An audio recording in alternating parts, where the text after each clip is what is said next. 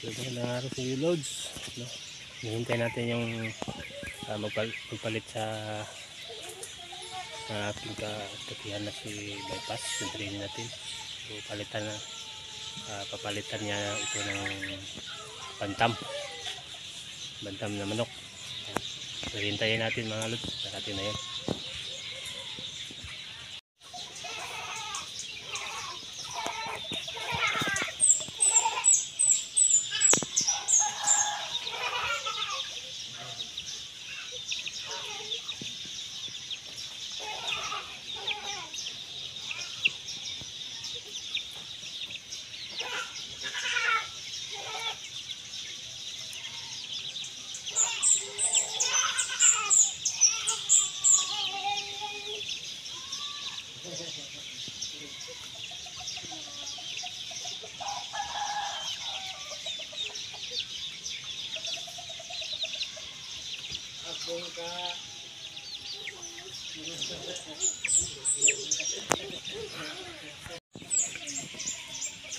Sus, kumakampay pala si bypass.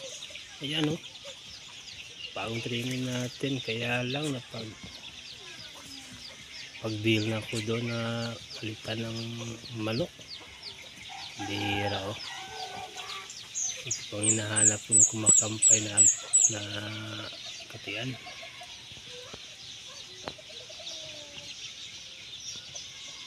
Yun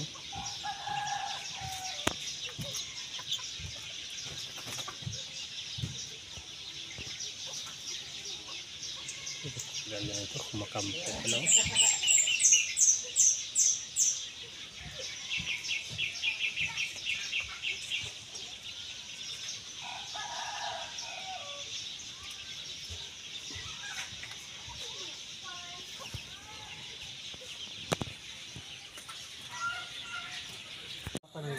So ayan na guys, yabot na agad ang magpalitan ng bantam.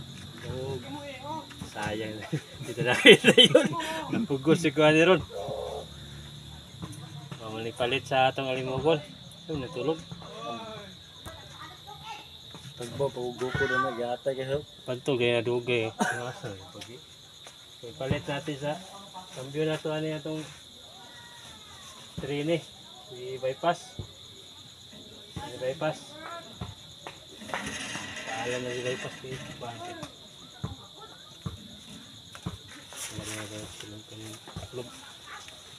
Tulog na bypass ang ating naibuanti sa ikog.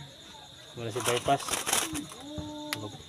Lahi na tagyan ni ron si Hunter. Kasi account mo siya, wala mo ka nag-vlog isang silent hunter bagi. So okay naman yang ikambyo bagi tagpo sa dako pa ni. Ikapoy na ba? Ikapoy na ba? Okay na siya color. Pula na ito. Marapog siya. Iya manok ihalas. Ang mama may niyala. Ang papa ni mistiso na Okay din. Mama ni may putig dunggan. Ang papa dili. So ganyan tugaw ko na Kusog na mo tugaw na. Andra na ako na ginabutan sa balayo. Okay kaya na. Okay kaya mga lods. Okay kambyo og mistiso ihalas. Ay mamula ito ng katiyan. Phone. Sige na tao. Isog na kayo isog damay na si bypass yung marag pugos si kuha ni ba. Wala na tagyan na yun. Sige mga lods. Lahi na tagya si paibagi na. Siya ka silent hunter. Yan na. Idala na si bypass. So ayan. Salamat din sa bantam. Ito yung hinihintay na kagabi mga idol na isiswap sa ating pangati si bypass yung bailan natin. So yan, ito yung iniswap sa kanya, papalitan kami. Ito yung sa kanya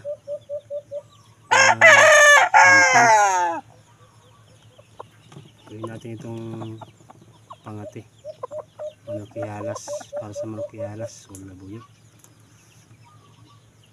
Magandang kulay, tamang-tama. Yan, puti lang yung ano. So, pwede na to. Sakto yung laki niya. Saktong laki. Liit pala, saktong liit. Para sa pangating ng labuyo. Sayang sana yung pinapalit natin dito na si training natin na limukin sa bypass. Kasi kumakampay yun. Hindi ko sinakita yung kumakampay na. Ilang beses ko yung dinala sa gubat.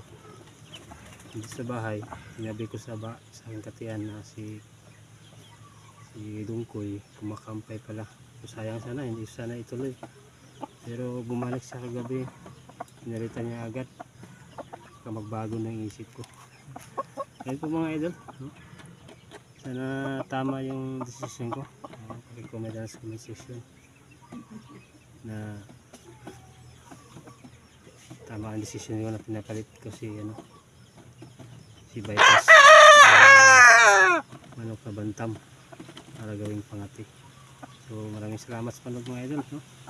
At tabayanan nyo na lang sa sunod nating hunting mga idol, no? Ayan.